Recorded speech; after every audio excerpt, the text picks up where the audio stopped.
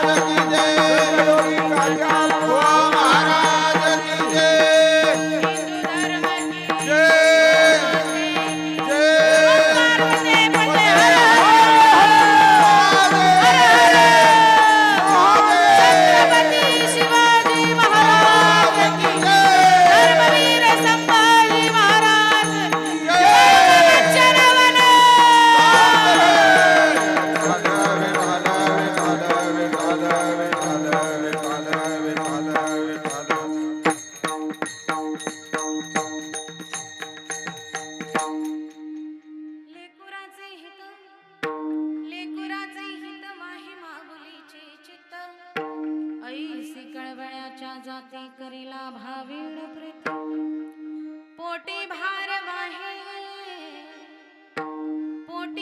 वाहे त्यासी सर्वस्वही साहे ऐसे कळवळ्याच्या जाती करीला भाविण प्रीती तुका म्हणे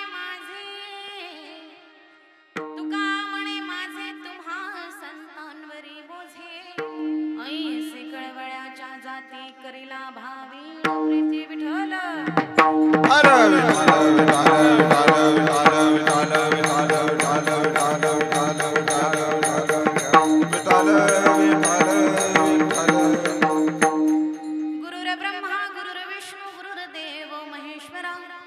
साक्षात परब्रह्म तस्मै श्री गुरुवे नमः। तुझे अमृताचे पाय वाट मस्तकी धरावे इंच गिरीपंथी दादा आप्पा भाऊ तुम्हा नित्य स्मरावे महायोग पीठे तठे भीमरथ्यां परम पुंडरीकाय दातु मुनींद्र समागत तिष्ठन्तमानंद कंदम परब्रह्मलिंगं भजे पांडुरंगा करो प्रथम नमः।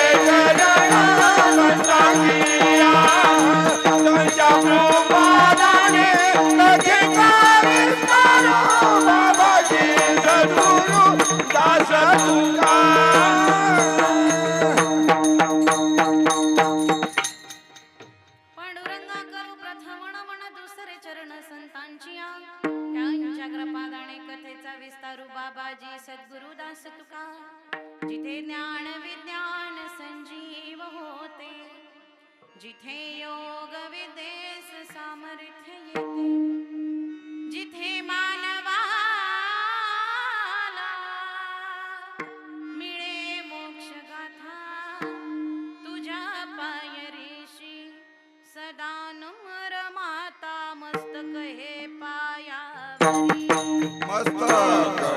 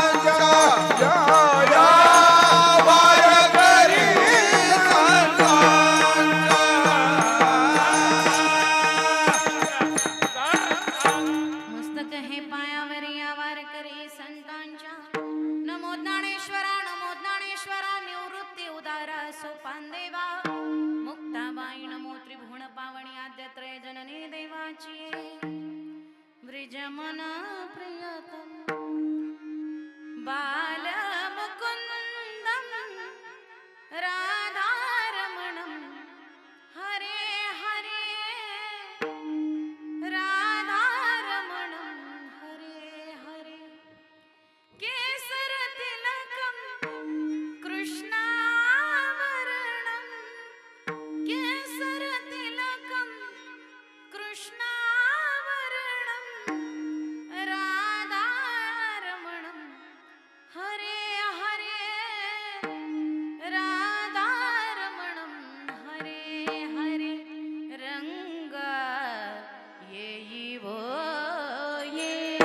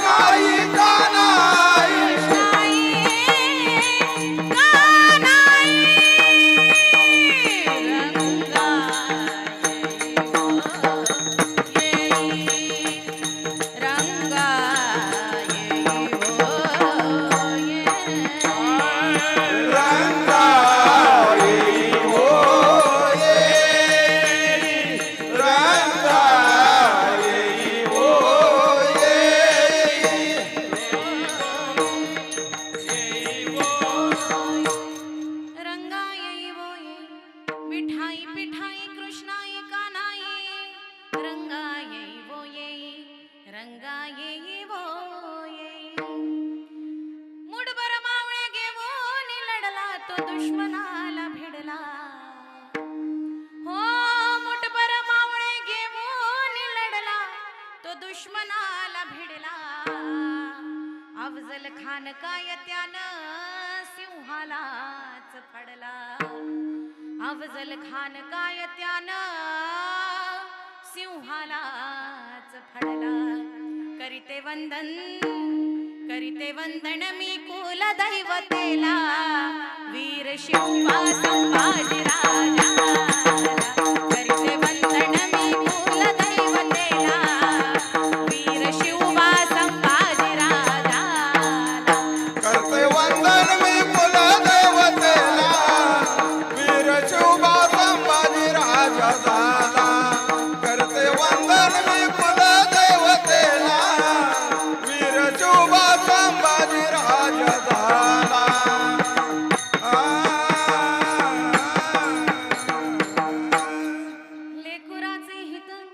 लेकुराचे हित वाहे माऊलीचे चित्त ऐसी कळवळ्याच्या जाती करेला भावीण प्रीती आज या ठिकाणी प्राप्तस्थळी प्राप्त प्रसंगी कीर्तनरूपी सेवेकरता घेतलेला अभंग देहूचे सुप्रसिद्ध साधू संत तुकाराम महाराज यांचा अवघ्या चार चरणाचा आपल्या आईचं महत्व सांगणारा अभंग सेवेकरता घेतलेला आहे विठ्ठल विठाल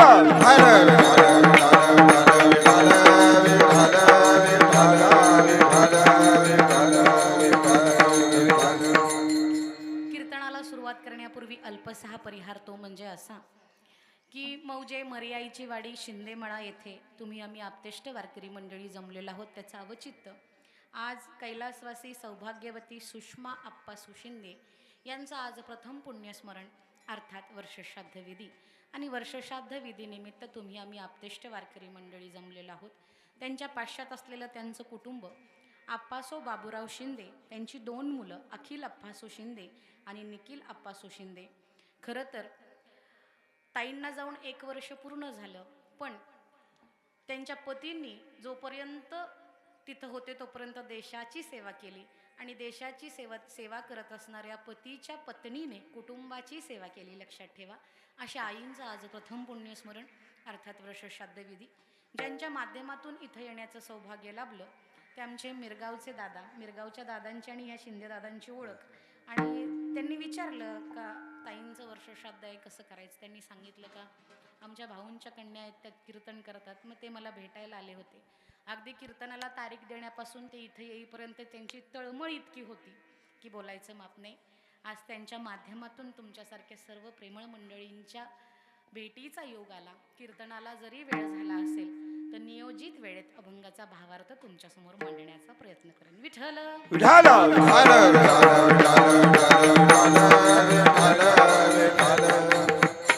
अभंगाच्या माध्यमातून महाराज सांगतात, लेकुराचे हित वाहे माऊलीचे चित्त, ऐसी कळवळ्याच्या जाती करीला भावीन प्रीती. या जगामध्ये एकच व्यवस्था अशी आहे का जी व्यवस्था आपल्यावर निष्पाप भावनेनं प्रेम करते. ती एक व्यवस्था म्हणजे आपली आई आहे. लक्षात ठेवा. आई आणि वडिलांच्या प्रेमाशिवाय या जगातल्या सगळ्या प्रेमामध्ये स्वार्थ आहे. महाराज म्हणतात आपल्या मुलांचं कल्याण व्हावं असं कुणाला वाटते तर एकमेव आईला वाटते. म्हणून महाराज अभंगामध्ये आईचं वर्णन करतायत. लेकुराचे हित वाहे माऊलीचे चित्त, ऐसी कळवळ्याच्या जाती करीला भावीण प्रीती. आपल्या मुलांच्यावर कुठल्याही प्रकारची अपेक्षा न ठेवता जी प्रेम करते तिचं नाव आई आहे. लक्षात ठेवा. आईसारखं या जगामध्ये कोणी सुद्धा प्रेम करत नाही. ब्रह्मांडाच्या नायकाला विठ्ठल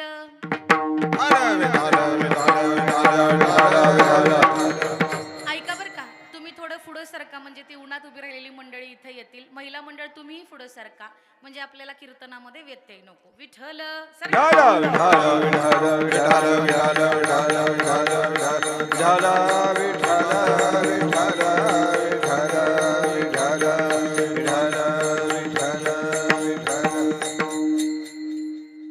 देवाला सुद्धा म्हटलंय. काय म्हटलंय? स्वामी तिन्ही जगाचा कुणा विना भिकारी हो. आई विना भिकारी. बरोबर आहे. देवाला सुद्धा म्हटलंय की बाबा अरे तू म्हणतोस ना पण स्वामी तिन्ही जगाचा आई विना भिकारी. मग स्वामी तिन्ही जगाचा आई विना भिकारी म्हटल्याच्या नंतर रामप्रभूला मग कौशल्याच्या पोटी जन्म घ्यावा लागलाय. मग कौशल्याच्या अंगा खांद्यावरती खेळायला लागलंय. लक्षात ठेवा. या जगातून जाण्याचे मार्ग अनेक आहेत पण या जगामध्ये येण्याचा एकमेव मार्ग म्हणजे आपल्या आईची पवित्र कुस आहे. लक्षात ठेवा. महाराज म्हणतात आई जे लेकरावर प्रेम करते त्या प्रेमामध्ये कोणत्याच प्रकारचा स्वार्थ नसतो. महाराज म्हणतात पोटी भार वाहे त्यासी सर्वस्व हे साहे, ऐसी कळवळ्याच्या जाती करीला भावीन प्रीती. 9 महिने 9 दिवस मांसाचा गोळा जी गर्भामध्ये वाढवते आणि मृत्यूच्या दाराला स्पर्श करून जी पुन्हा माघारी येते ती एकच व्यवस्था म्हणजे आई आहे. लक्षात ठेवा. आत्ता डिलिव्हरी नावाचा शब्द निघाला. पूर्वीच्या बायका बाळांतपण म्हणायच्या. बरोबर आहे का? बाळांतपण म्हणायचा. या शब्दाचा अर्थ असा होतो का ज्या वेळेस त्या मुलीला त्या आईला कळतं की बाबा माझ्या पोटामध्ये बाळ राहिले आणि बाळ राहिल्याच्या नंतर 9 महिने 9 दिवस ज्या वेळेस बाळांतपणाची वेळ जवळ येते त्यावेळेस त्या माऊलीच्या पदरामध्ये एक तरी बाळ तरी असतं किंवा अंत तरी असतो. लक्षात ठेवा. कितीतरी स्त्रिया अशा आहेत का ज्यांना बाळांतपणामध्ये स्वतःचा देह सोडावा लागलाय. स्वतः मृत्यूच्या दाराला जी स्पर्श करते आणि पुन्हा माघारी येऊन सकाळ ब्रह्मांडाचं दर्शन तुम्हाला आम्हाला देते ती एकच व्यवस्था आहे. तिचं नाव आई आहे. लक्षात ठेवा. महाराज म्हणतात आईसारखं आपल्यावर कुणी सुद्धा प्रेम करत नाही. महाराजांचं असं म्हणणं आहे की आईसारखं कुणी प्रेम करत नाही ना तर साधू संतांनी सुद्धा आमच्यावर त्याच पद्धतीनं प्रेम करावं. म्हणून महाराज म्हणतात तुका म्हणे माझे तुम्हा संतांवरी ओझे, ऐसी कळवळ्याच्या जाती करीला भावीन प्रीती. झाला अभंगाचा सरळ सरळ भावार्थ. विठ्ठल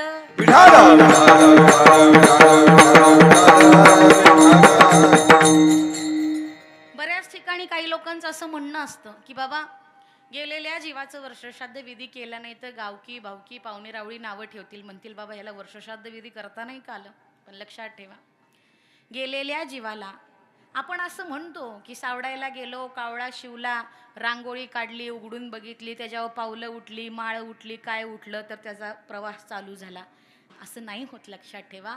आजच्या दिवशी त्यांच्या घरातल्यांकडून जे काही दानकर्म होणार आहे, मग ते कोणतंही दान असू द्या, अन्नदानाचं दान असू द्या, दानाचं असू द्या, वस्त्राचं असू द्या, गोदानाचं असू द्या, त्याच्यातून जी काही पुण्याची गोळाबेरीज केली जाते ती पिंडदान करताना गतात्म्याच्या चरणावरती आपण विलीन करत असतो आणि आजपासून त्याचा प्रवास चालू होत असतो.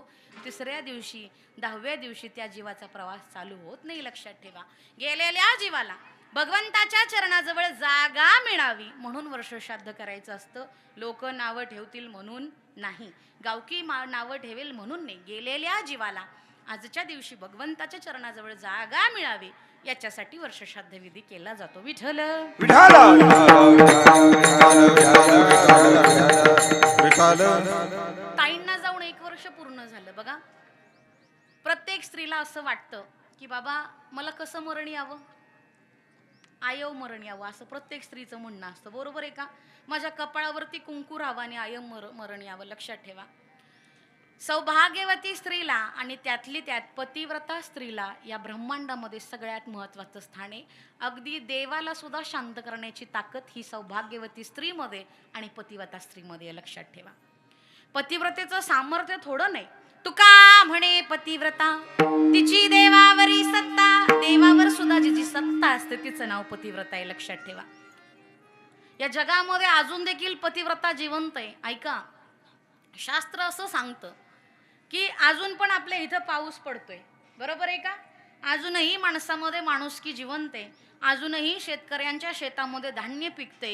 याचा अर्थ ह्या पृथ्वी तलावर, या संबंध ब्रह्मांडावर एक तरी पतिव्रता जिवंत आहे. ज्या दिवशी या ब्रह्मांडातल्या सगळ्या पतिव्रता जातील त्या दिवशी जगात पाऊस सुद्धा पडणार नाही, हे शास्त्र सांगते. लक्षात ठेवा, पतिव्रतेचं सामर्थ्य सामान्य नाहीये. ज्यावेळेस लक्ष्मण भैयाला शक्ती लागली, बाण लागला आणि बाण लागल्यानंतर तिथल्या वैद्यांनी सांगितलं, काय सांगितलं की यांना संजीवनी बुटी द्यावी लागेल. संजीवनी बुटी दिल्याशिवाय लक्ष्मण भैयाचे प्राण वाचणार नाही. मग आता संजीवनी बुटी कोण आणणार? हनुमंतरायांना सांगितलं की जावा आणि संजीवन बुटी घेऊन या. हनुमंतराया गेले आणि उभे राहिले. पर्वतावर उभं राहिल्यानंतर अख्खाच्या अख्खा पर्वत झाडांनी भरलाय. ह्याच्यामधली संजीवनी बुटी ओळखायची तरी कशी? पण भगवंताचं नामचिंतन केल्यामुळं अंगामध्ये असलेलं बळ पर्वतच उचलला हातावरती. काय केला? हातावरती पर्वत उचलला आणि कुठं चालले? तिकडे घेऊन निघाले. पण त्यांनी सांगितलं होतं की दिवस माळवळायच्या आतमध्ये जर ही संजीवनी बुटी आली नाही तर लक्ष्मण भैयांचं प्राण वाचणार नाही. उर्मिलेच्या कानावर ही बातमी गेली. उर्मिला म्हणजे लक्ष्मण भैयांची पत्नी. लक्षात ठेवा, मग उर्मिलेच्या कानावरती ही बातमी गेली. उर्मिलेला हे कळालं की दिवस मावळायच्या आत जर संजीवनी बुटी गेली नाही तर लक्ष्मण भैयांचे प्राण जातील. उर्मिला मैया बाहेर आल्यात आणि सूर्यदेवाकडे बघून उर्मिला मैया म्हणतायत, जोपर्यंत संजीवनी बुटी लंकेमध्ये जात नाही तोपर्यंत मावळलास तर याद राख. 2 दिवस सूर्य मावळला नव्हता. ही पतिव्रतेची ताकद आहे. आणि सौभाग्यवती मरण होल आलेल्या ह्या ताईंच्या पुण्यस्मरणानिमित्त माझ्यासारख्या सर्वसामान्य वारकऱ्याचं कीर्तन आहे, हे माझं सौभाग्य. आज दुग्ध शर्करा योग आहे. एकतर ताई सौभाग्यवती होत्या आणि सौभाग्यवती ताईंच्या पुण्यस्मरणाचं कीर्तन माझ्यासारख्या पामराच्या वाटेला, आणि दुसरं अतिमहत्वाचं, ज्यांनी उभं आयुष्य देशाच्या सेवेसाठी खर्च केलं अशा देश जवानाच्या दारामध्ये मला कीर्तन करण्याचं सौभाग्य लाभते, हे माझं सौभाग्य. लक्षात ठेवा, ज्यावेळेस ते लोक सीमेवरती लढत असतात आणि सीमेवरती लढत असताना देशाचं रक्षण करणारे सैनिक आणि देशाचं रक्षण सैनिक करत असताना संबंध कुटुंबाचे रक्षण करणारी स्त्री ही देवापेक्षाही श्रेष्ठ आहे. लक्षात ठेवा, मध्यंतरी मी माझ्या व्हॉट्सअपच्या स्टेटसवर एक वाक्य लिहिलं होतं आणि त्यांना ते आवडलं आणि त्यांनी मला आवर्जून आल्या बोलून दाखवलं, ताई तुम्ही एक वाक्य लिहिलं होतं. काय वाक्य लिहिलं होतं? अंकुरायचं असेल तर गाडून घ्यावं लागतंय. लक्षात ठेवा, जोपर्यंत तुम्ही बी जमिनीमध्ये गाढत नाही तोपर्यंत त्याच्यातून तुम्हाला फळ मिळत नाही. ह्या माऊलींनी स्वतःला संसारासाठी गाडून घेतलं आणि अखिल निखिल सारखे 2 रत्न तुमच्या आमच्यासारख्या पत, एक डॉक्टर आहे, एक इंजिनियर आहे. एवढं सोपं नाही. लक्षात ठेवा, पती सीमेवर लढत असताना कुटुंबाचं संरक्षण करणं, स्त्री सारखी धाडसी स्त्री या जगाच्या पाठीवर कोणती नाही, लक्षात ठेवा. स्त्री सर्वसामान्य नाही, स्त्री साधारण नाही. स्त्रीचं महत्व हे जगाच्या पाठीवर कुणाला कळणार नाही, एवढी सामर्थ्यवान स्त्री आहे. आणि अशा स्त्रीच्या पुण्यस्मरणानिमित्त मला कीर्तन करण्याचा योग आला, हे माझं सौभाग्य आहे. विठ्ठल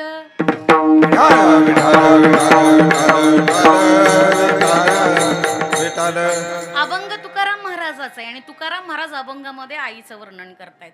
बघा, तुकाराम महाराज काही सर्वसामान्य संत नव्हते. असे संत होते का ज्यांनी स्वतःच्या कुटुंबाचा, स्वतःच्या संसाराचा विचार केला नाही.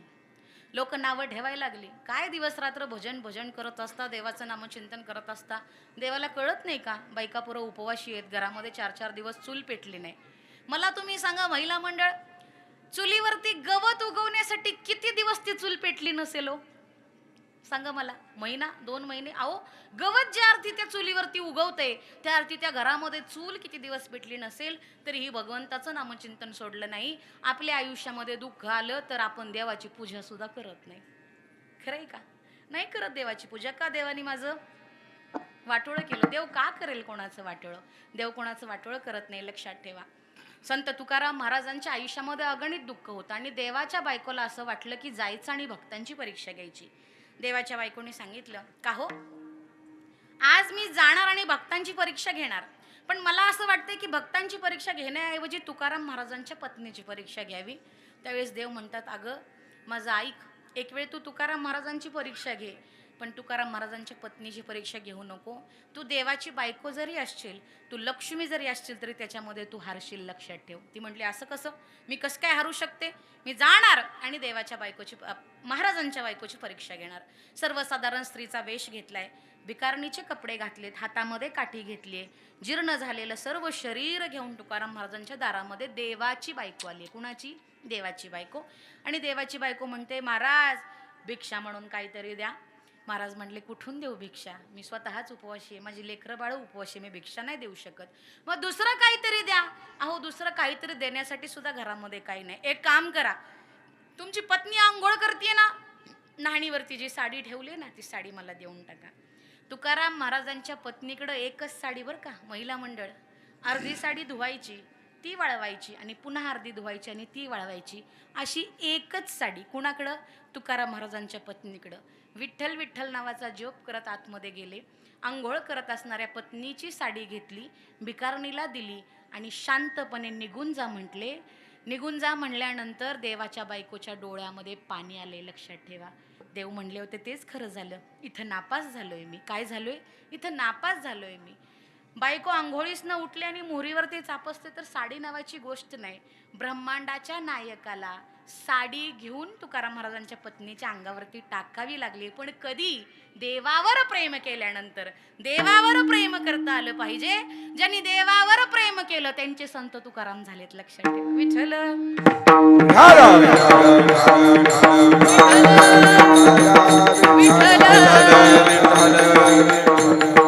बरं, मला सांगा, इथं राहण्यासाठी कोणी आलंय का हो? प्रत्येकाला ह्या जगाचा एक दिवस निरोप घेऊन जावा लागेल. ज्ञानोबा राय ज्ञानेश्वरीमध्ये म्हणतात, उपजले ते नासे, नासिले ते पुनरूपी दिसे, हे घटिका यंत्र जैसे परिभ्रमेगा. जो जन्माला आलाय त्याला जगाचा निरोप घेऊन जावं लागणार आहे. महाराज सांगतात म्हणजे महाराज काय मुक्काम करणार आहेत का? महाराज सुद्धा निघून जाणार आहेत, लक्षात ठेवा.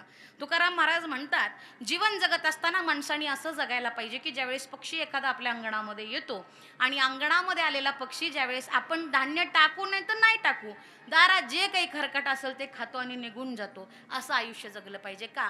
पक्षी अंगणामध्ये उतरतात आणि निघून जातात. महाराज म्हणतात, एखादा जर थकलेला माणूस तुमच्या दारामध्ये आला आणि तो म्हणला मला आजची रात्र मुक्काम करूया, तो 4 दिवस थांबतो का मुक्कामाला? सकाळच्या पारी निघून जातो. माणसाने सुद्धा असंच केलं पाहिजे. आपण पसारा करतो म्हणून आपल्याला दुःख आहे, लक्षात ठेवा. पसारा नाही झाला पाहिजे आयुष्याचा.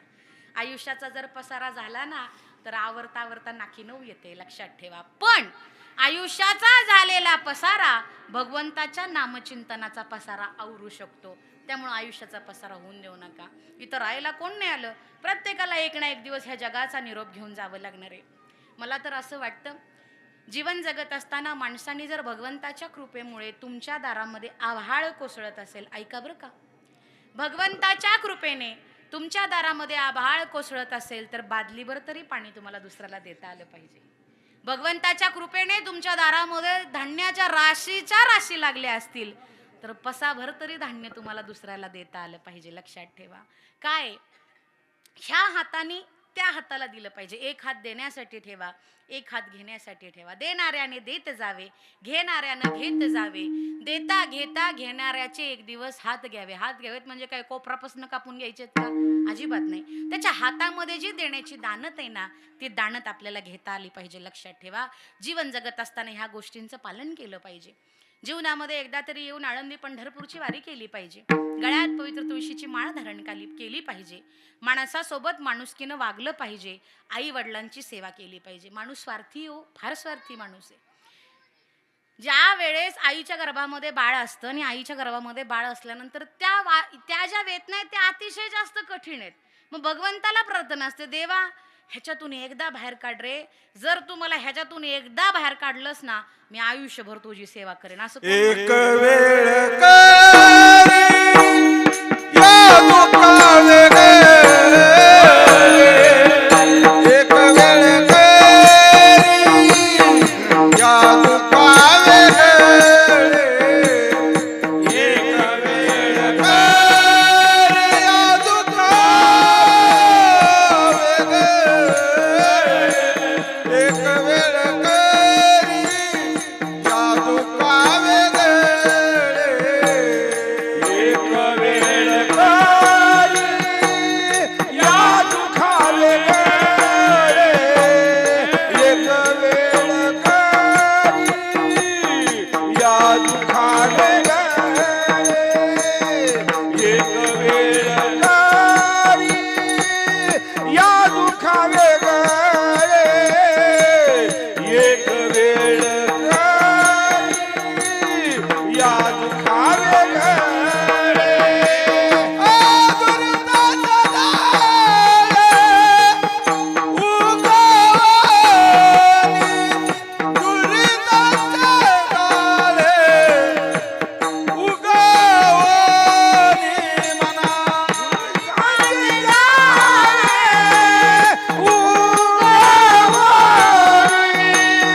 दुर्दाचे झाले उगवणी. आठवेन पाय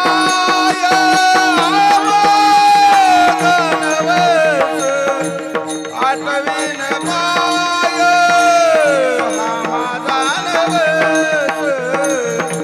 आठवेन पाय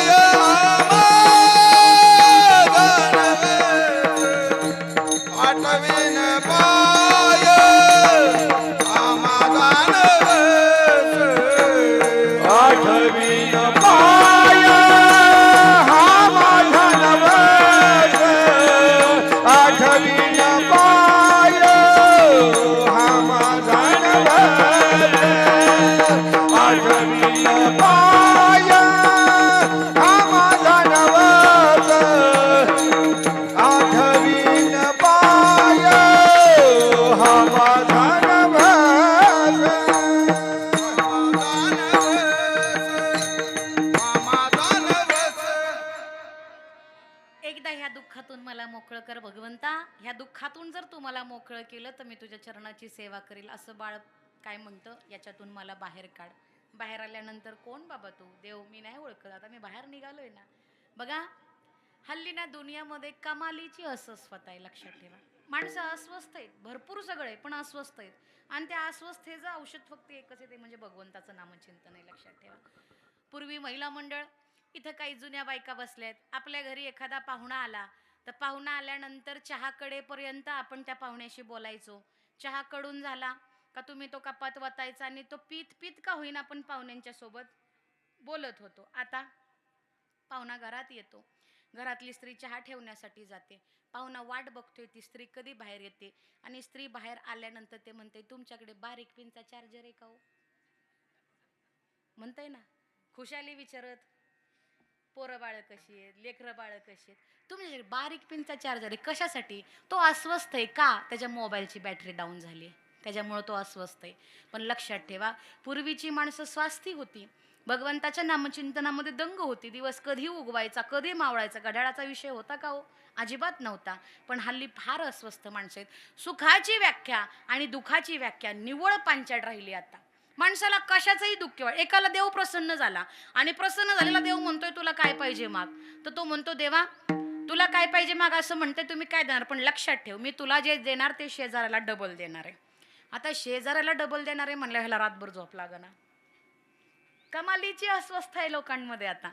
झोप लागना याला. देवा विचार केलाय बरं का, बरं काय केलाय विचार, देवा नक्की का मला जे देणार ते शेजाऱ्याला डबल देणार. अरे हो मी देव आहे, माझ्यावर विश्वास नाही तुझा. म्हणला मग एक काम करा, माझा डोळा जाऊ द्या एक, दुसऱ्याच शेजाऱ्याचं किती जातील. कमालीची अस्वस्थ आहे लोकांच्या मध्ये. आणि लक्षात ठेवा ती अस्वस्थता वाढत चालली, वाढत का, भगवंताच्या नामापासून वंचित आहेत माणसं. सुख आणि दुःख निवळ पांचाड झालेत. एक मुलगा होता, त्याला 7 नंबरचा बूट बसायचा. किती? 7 नंबरचा. पण त्यानं 6 नंबरचा घेतला. 6 नंबरचा बूट पायामध्ये जबरदस्तीने घातला आणि जबरदस्तीने घातल्यानंतर बाबा एक जणांनी विचारलं, बाबा तुला 7 नंबरचा बूट बसतो, तू कशाला 6 नंबरचा बूट घेतलास, त्रास देतोय ना तुला. मला 6 नंबरचा बूट ह्याच्यासाठी घेतलाय का दिवसभर लक्ष त्या बुटावरच असते, कारण की तो बूट चावत असतो ना, जखम करत असतो पायाला दिवसभर. मग लक्ष, मग ऑफिसला जायला उशीर झाला तर साहेब ओरडला त्याच्यावर लक्ष नसते का, तर खाली पाय चावत असतात. त्याच्यानंतर नेट बंद असेल तर त्याच्यावर लक्ष नसते का, पाय खाली चावत असतात. मग म्हणल्यावर बाबा सगळं दुःख त्याच्यात आहे, म्हणजे सुख कशात आहे नेमकं, म्हणजे दुःखाला अर्थ नाही या दुःखाला, सुख कशात आहे. म्हणलं घरी गेल्यानंतर ज्यावेळेस पहिल्यांदा तो बूट काढतो मी सुखी आहे. म्हणजे ही किती पांचट व्याख्या आहे सुखाची दुःखाची. लक्षात ठेवा भगवंताच्या सुखाची एकच व्याख्या होती, देवा ज्या दिवशी मी तुझं मुख बघणार आहे ना त्या दिवशी मी सुखी असणार आहे, त्या दिवशी मी समाधानी असणार आहे. साधू संतांनी देवावर प्रेम केले. लक्षात ठेवा इतर कुणावर प्रेम केलं नाही का. या जगामध्ये एकच असा पुरुष होऊन गेला का ज्या पुरुषाला आजही लोक माऊली म्हणतात, ते ज्ञानेश्वर माऊली आहेत. लक्षात ठेवा ज्ञानेश्वर माऊली पसायदानाचा पहिला शब्द वापरतात की आता. आता म्हणजे काय हो, भूतकाळ भविष्यकाळ का वर्तमान काळ. आता नुसता वर्तमान काळ नाही, नुसता भूतकाळ नाही, नुसता भविष्यकाळ नाही, चालू वर्तमान काळ. म्हणजे आता जरी म्हणलं तरी तेच आणि 400 वर्षांनी म्हणलं तरी तेच. माऊली म्हणतात आता विश्वात्मके देवी. जगाच्या पाठीवर एकमेव असा पुरुष होऊन गेला का ज्यांनी जगासाठी मागितले हो. लक्षात ठेवा. आणि जगासाठी मागताना माऊली म्हणतात जे खळांची व्यंकटी सांडो, ह्याच्यातली खळ आहेत ना त्या खळांच्या मनातले दूर विचार निघून जावो. एवढंच नाहीत म्हणत, जे खळांची व्यंकटी सांडो तया सत्कर मिरती वाढो म्हणतायत. लक्षात ठेवा आपण एखादं बी जर मातीमध्ये घातलं तर मातीमध्ये घातलेलं बी रुजण्यासाठी वाट बघावी लागते, बरोबर आहे का. आणि ज्या वेळेस ते रुजून मोठं होतं त्यावेळेस ते दिवसेंदिवस वाढत जातंय. माऊली रुजो म्हणले नाहीत. लक्षात ठेवा माऊली वाढो म्हणलेत. सत्कर्मिती लोकांच्या मधलं प्रेम वाढलत गेलं पाहिजे. अरे ज्ञानेश्वरी सारखा पवित्र ग्रंथ तुमच्या आमच्या सर्वसामान्य जीवनाला आधार देणार आहे. हल्ली जग फार विचित्र झाले. कुणाला असं वाटलं का मी डिप्रेशन मध्ये जाते किंवा जातोय, एकदा ज्ञानोबा यांची ज्ञानेश्वरी वाचा. ज्ञानेश्वरीच्या पहिल्या ओळीवर बोट ठेवा. अर्धी ज्ञानेश्वरी संपायच्या आत स्वतःला संपवण्याचा विचार निघून जाईल. एवढी मोठी ताकद ज्ञानेश्वरीमध्ये. लक्षात ठेवा कशाला संपवायचं हे जीवन. अरे भगवंतांनी दिलेली कृपा आहे हे जीवन. हे जीवन सर्वसामान्य लोकांसाठी किंवा आयुष्यातल्या दुःखासाठी संपू नका. अहो दुःख कुणाला नव्हतं, सगळ्यांना दुःख होतो. ह्या जगामध्ये जन्माला आलेल्या माणसाला एक दिवस जावं लागणार आहे. त्याचं दुःख करण्यात काहीच अर्थ नाही. एक दिवस जावं लागणार आहे की नाही मला तुम्ही सांगा बरं. दुःख नावाची गोष्ट वर्षभर 2 वर्ष 3 वर्ष 4 वर्ष परत ती जुनी होत जाते ना, त्याच्याविषयी थोडी आस कमी होत जाते ना. दुःख न करता भगवंताच्या नामस्मरणामध्ये स्वतःला दंग करा. भगवंताच्या नामस्मरणामध्ये दंग केल्यानंतर आयुष्यामध्ये कोणी असो किंवा नसो याचा काहीही फरक पडत नाही. लक्षात ठेवा. विठ्ठल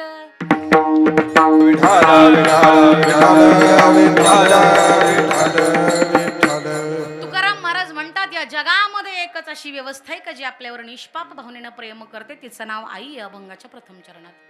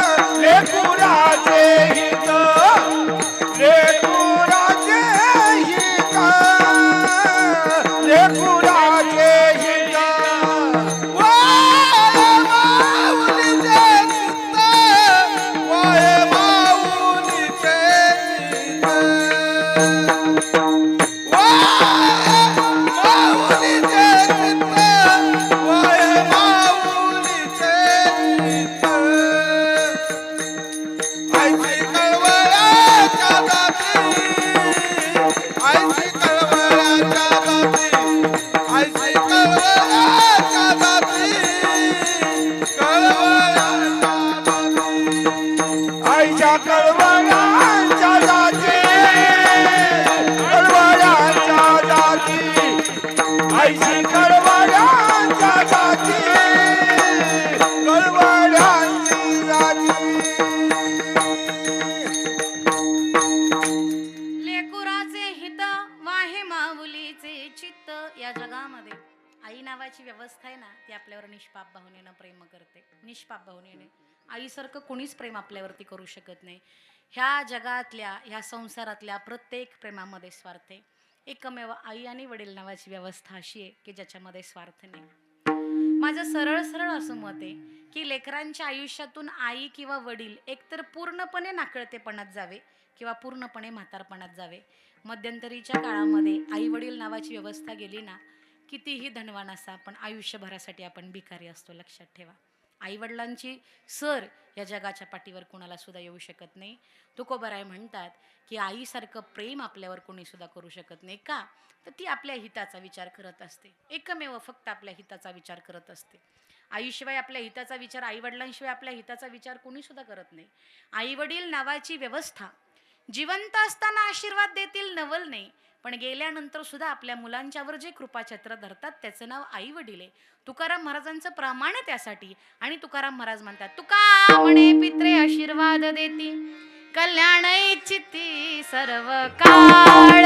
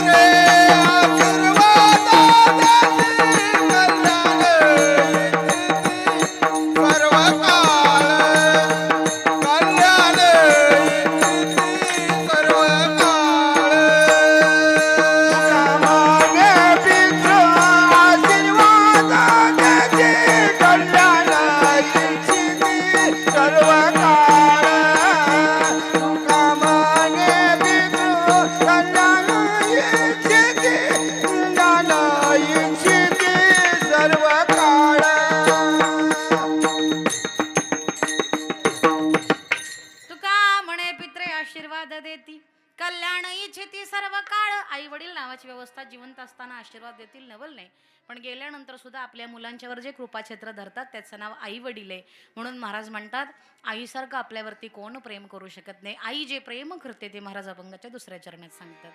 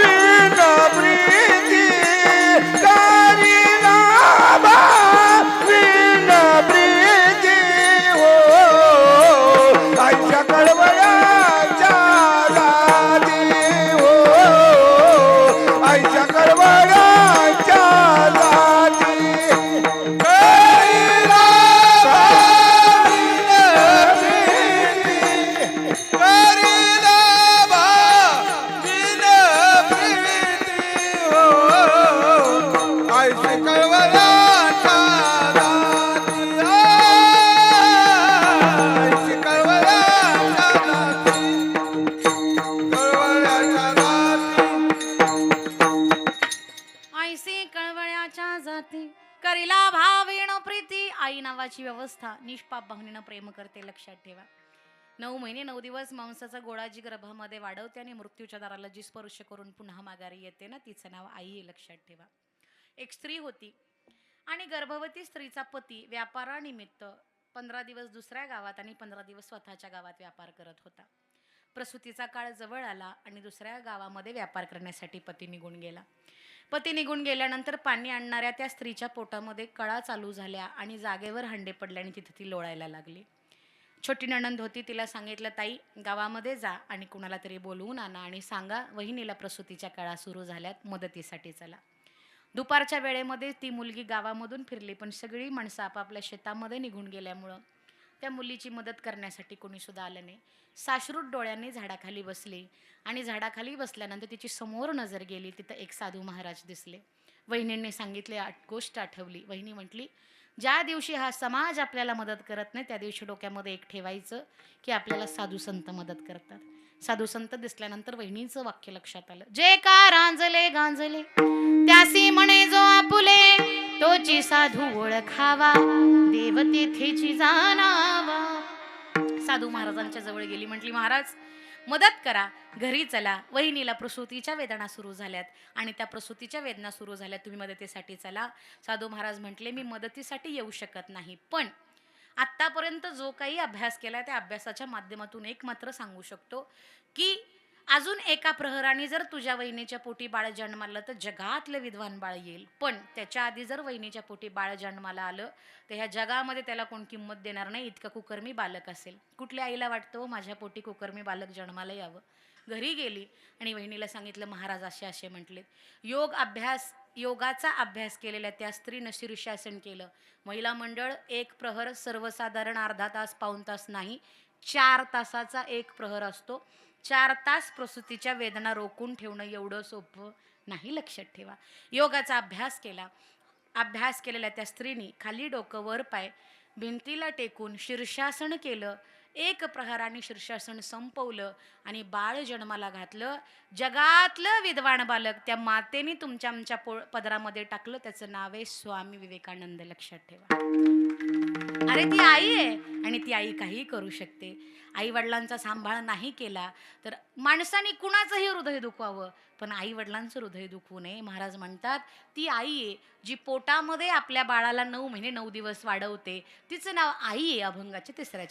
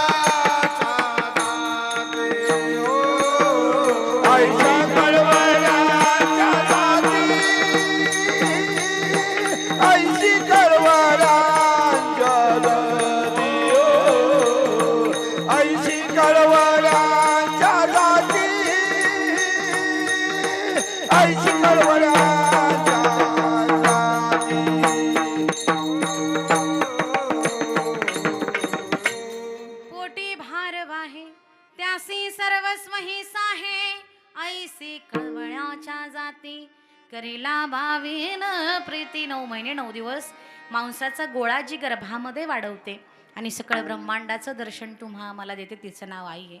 महिला मंडळ जुन्या काळात दवाखाने होते का हो? बाळाच्या ज्यावेळेस पोटात दुखायचं त्यावेळेस गळातल्या म्हाताऱ्या बायका म्हणायच्या काय नाही होत, घाबरू नको. कुणाला सांगायच्या? आईला सांगायच्या. जिनं जन्म दिलाय बाळाला ते आईला सांगायच्या. काय नाही होत, घाबरू नको. मग काय करू आई, पोरग रात्रभर रडते, काय करू? काही करू नको म्हटली. ओवा खा आणि बाळाच्या पोटावरती फूक. आईच्या फुंकरामध्ये एवढी मोठी ताकद आहे की रडायला लागलेलं बाळ थांबवू शकतं. एवढी मोठी ताकद आईच्या फुंकरामध्ये, लक्षात ठेवा. कार्यक्रमानिमित्त आम्ही ज्यावेळेस गावोगावी जातो, एक वृद्धाश्रमाला सहज भेट दिली आणि प्रत्येक आईचं मनोगत त्या बाकावरती लिहिलेलं आहे, भिंतीवरती.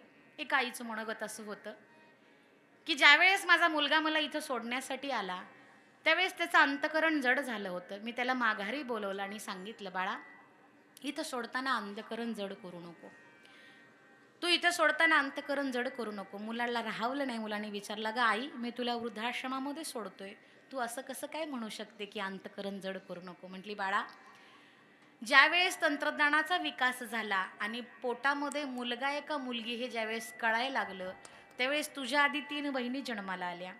तू जन्माला यायच्या अगोदर मी गर्भ चाचणी केली, 3ही मुली माझ्या पोटामध्ये होत्या. मग त्या 3ही मुली मी पोटातल्या पोटातच मारल्या. बाळा हा दोष तुझा नाही, मी केलेलं पाप आहे ना ते मला भोगावं लागतंय, म्हणून मला इथं यायला लागले. लक्षात ठेवा, ह्या ब्रह्मांडात सगळ्यात मोठं पातक जर कोणतं आहे ना तर ते स्त्री हत्येचं पातक आहे. लक्षात ठेवा, स्त्री हत्येच्या पातकाला जगाच्या पाठीवर कुठे सुद्धा सुट्टी नाही. हे एका आईचं मनोगत होतं.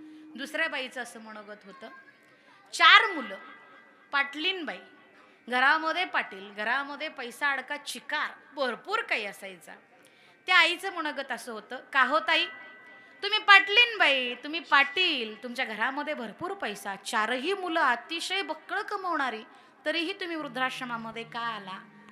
त्या बाईचं मनोगत आहे का हे माझ्याकडून घडलेलं पाप आहे. काय घडलेलं पाप आहे? ज्या वेळेस आमच्या अख्ख्या वाड्यामध्ये फक्त मी एकमेव स्त्री अशी होती का जिला 4च्या 4 मुलगे होते. काहींना मुली होत्या, काहींना मुलं होती, काहींना मुलंच झाली नाही. हो मग काय झालं? मला अहंकार आला का मी पाटलीन आणि मला 4ही मुलं आली, वंशाचे वारसदार आले, वंशाचे दिवे आले. हो मग काय झालं? म्हणलं ज्या ज्या स्त्रियांना मुलं होत नव्हती त्यांना मी नावं ठेवायची, ते पाप आहे, म्हणून मला इथे यावं लागले.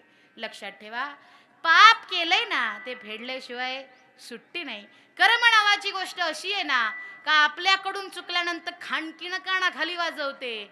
लक्षात ठेवा, कर्म नावाची गोष्ट खाणकीनं कानाखाली वाजवते, आवाज मात्र येत नाही, पण वन आयुष्यभर राहतो, त्याचं नाव कर्म आहे. लक्षात ठेवा, कर्म चांगलं करा, कर्म चांगलं केलं तर चांगलं मिळणार आहे. महाराज म्हणतात, ज्या पद्धतीनं आई प्रेम करते ना त्याच पद्धतीने साधू संतांनी सुद्धा प्रेम करावं. अभंगाच्या शेवटच्या चरणात, तू का म्हणे माझे, तू का म्हणे माझे, तू का म्हणे माझे, तू का म्हणे माझे,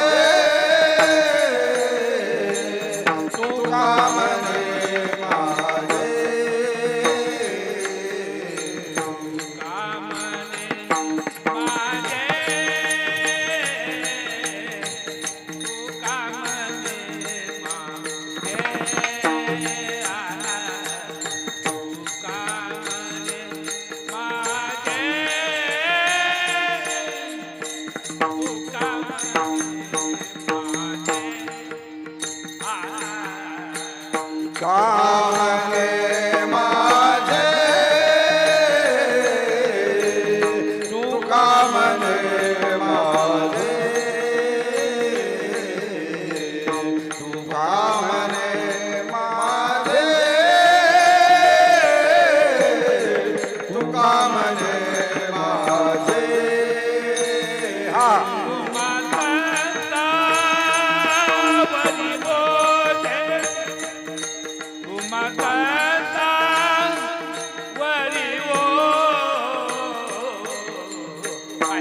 कळवळ्याच्या जाते ऐशी कळवळ्याच्या ऐशी कळवळ्याच्या जाते ऐशी कळवळ्याच्या जाते तुम्हा संतावरी ओझे, तुम्हा संतावरी ओझे, ऐशी कळवळ्याच्या जाते, आईच्या कळवळ्याच्या जाते, ऐशी कळवळ्याच्या जाते, आईची कळवळ्याच्या जाती.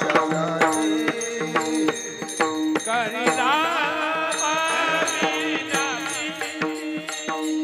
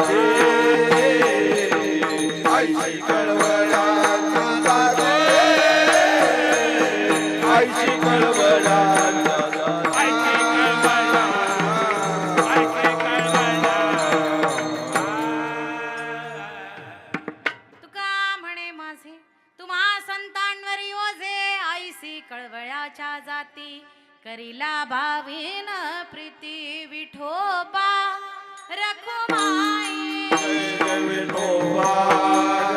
टाळी वाजवा महिला मंडळ पुरुष मंडळ टाळी वाजवा विठोबा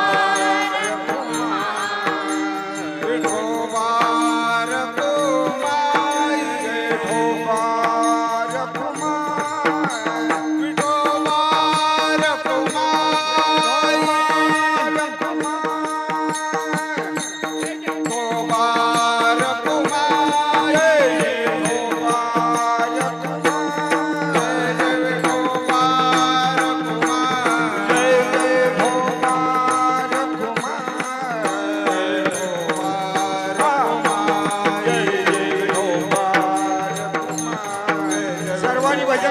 सर्वांनी भजन करा. ढोमार खुमा जय जय ढोमार खुमा जय जय ढोमार खुमा ढोमार खुमा जय जय ढोमार खुमा ढोमार खुमा जय जय ढोमार खुमा ढोमार खुमा जय जय ढोमार खुमा.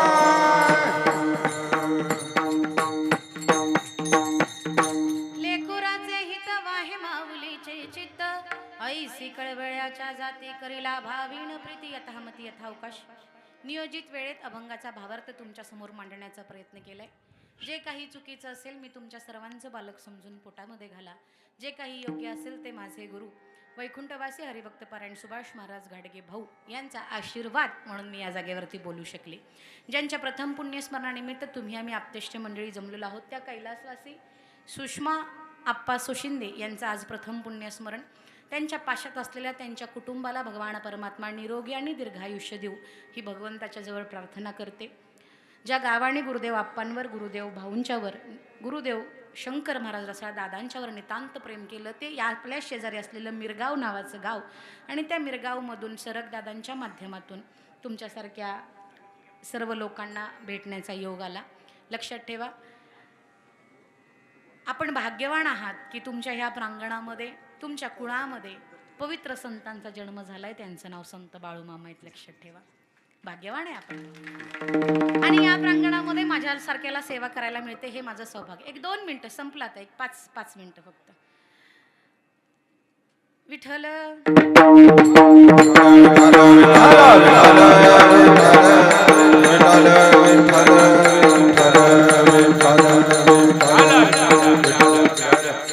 भाग्यवान आहोत आपण की या प्रांगणामध्ये संत बाळूमामांच्या कुळ आहे इथं बाळूमामांचं. लक्षात ठेवा संत होते बरोबर. प्रत्येक अमावस्येला दुसरं तिसरं काही नसते कीर्तनच असते भगवंताचं.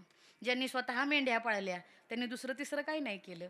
त्यांनी फक्त भगवंताची सेवा केली. आणि लक्षात ठेवा ज्या कुळामध्ये बाळूमामांचा जन्म झाला त्याच कुळामध्ये आमचे आद्यपुरुष इंचगिरी संप्रदायाचे आद्यपुरुष सिद्धरामेश्वर महाराजांचा देखील जन्म झालाय. त्यामुळे तुमची आणि माझी नाळ एक आहे. आपण एका नाळीची माणसं आहोत. 2 मिनिटं घेते तुमची फार वेळ घेणार नाही. कीर्तन संपवताना आपण सगळ्यांनी सुंदर बाळूमामांचं भजन करायचंय. पण जाता जाता सांगते जगी सर्व सुखी असा कोण आहे विचारी म्हणा तूच शोधून पाहे. प्रत्येकाच्या आयुष्यामध्ये दुःख आहे पण दुःखावर टाच मारून ज्याला आयुष्य जगता येतं त्याचं नाव वारकरी आहे. लक्षात ठेवा वारकऱ्याशिवाय हे कोणी सुद्धा करू शकत नाही. प्रत्येक आई वडील करतात ते आपल्या मुलांच्यासाठी करतात ते कर्तव्य असेल. पण माझ्या आई वडिलांनी माझ्यासाठी केले ते उपकार आहेत. माझ्या लग्नाला 18 वर्ष झाली पण मला माझ्या स्वतःचं मूलबाळ नाही. माझे वडील म्हणले तुला एका मुलासाठी रडावं लागतंय काळजी करू नको मी तुला 20 मुलांची आई करतो. सर्वसामान्य कुटुंबातील 20 मुलं मी मोफत सांभाळते आणि ती मुलं मला आई म्हणतात. लक्षात ठेवा पदराला मायेची झालर असेल तर बाईला कळा न देता आई पण बहाल होतं. कुणी मला विचारलं तुझ्याकडे काय आहे तर मी स्वाभिमानाने सांगेल इंचगिरी वारकरी संप्रदायाची धुरा खांद्यावर घेऊन फिरणारी 20 पोरं माझ्याकडे. माझ्यासारखी श्रीमंत मीच आहे. लक्षात ठेवा मला धनाची गरज नाही मला संपत्तीची गरज नाही. सर्वसामान्य कुटुंबातील 20 मुलं आम्ही मोफत सांभाळतो. आणि या मुलांच्या संगोपनासाठी आमच्या मंडळाचे ज्येष्ठ गुरुभक्त आदरणीय पोपटतात्या महाराज यांच्याकडे अतिशय सुंदर आयुर्वेदिक गुडघ्याचं औषध डोळ्याचं औषध पित्ताचं औषध. देवासमोर कोणती तरी अगरबत्ती लावताना तर सेवा सूर्य नावाची अगरबत्ती लावा. त्याच्यातून जे काही 10-5 रुपये मिळतील ते आम्ही गुरुकुलसाठी खर्च करत असतो. या गुरुकुलाला जर कोणाला देणगी द्यायची असेल तर तुम्ही आवर्जून देऊ शकता. झालेली सेवा पुन्हा एकदा तुमच्या संबंध मायबापांच्या चरणावर ताईंच्या चरणावर माझे गुरु वैकुंठवासी हरिभक्त पारायण सुभाष महाराज घाडगे भाऊ यांच्या चरणावर सुपूर्त करते. सगळ्यांनी एकदा बाळूमामाचं भजन करायचं. बाळूमामा वैदव वैद हो तेने मेंढ्या केल्या पैदव पैद. बाळूमामा वैद वैद त्याने मेंढ्या केल्या पैद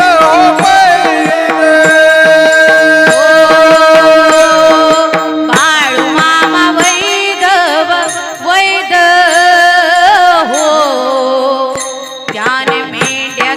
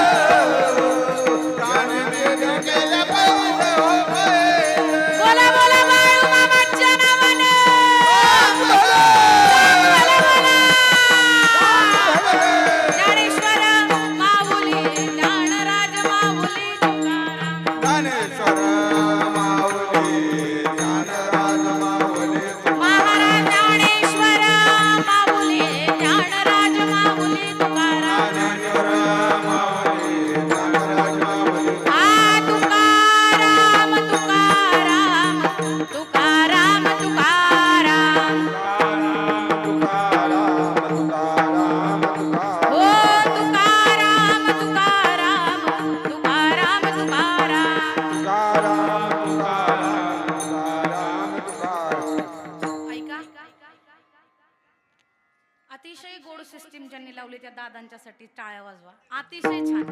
माझ्या आयुष्यातलं हे 4th-5वंच कीर्तन असेल दादा, का ज्याला मला सिस्टीम मुलाला सांगायला लागलं नाही काहीतरी वाढव काहीतरी कमी कर. खूप सुंदर. टाळ्या वाजवा त्यांच्यासाठी. खूप छान सिस्टीम लावली आहे त्यांनी. नाही तर सिस्टीम मुलाच्या मागच लागायला लागते. माझे वडील नेहमी म्हणायचे, गायक प्रकवाजा मृदुंगमणी टाळकरी कीर्तनकाराचे खांदेकरी असतात. कोण? खांदेकरी. आणि ज्याच्या हातात शिकाळी असते ना तो सिस्टीमवाला असतो. माणसं शिकाळीवाल्याच्याच मागं जातात ना, त्याला लई ताण द्यायचा नाही. बेस वाढव गेंदे इको दे. अतिशय गोड सिस्टीम लावली. आज झालेलं कीर्तन जोपर्यंत चंद्रसूर्य आहे तोपर्यंत तुम्हाला ओम साई यूट्यूब चॅनलवरती बघायला मिळेल.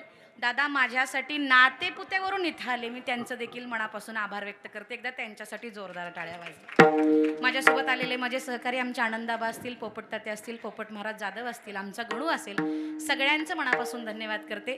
तुम्ही सगळेजण आला. दादा ही तुमची श्रीमंती आहे, लक्षात ठेवा. वर्षश्राद्धाला एवढी माणसं येत नाहीत, पण तुमच्या मंडळींच्या वर्षश्राद्धाला एवढी माणसं आली ही तुमची वैचारिक श्रीमंती आहे. तुमच्याही चरणावर नतमस्तक होते. झालेली सेवा पुन्हा एकदा तुमच्या सर्वांच्या चरणावरती समर्पित करून सेवेला पूर्णविराम. विठ्ठल जय जय.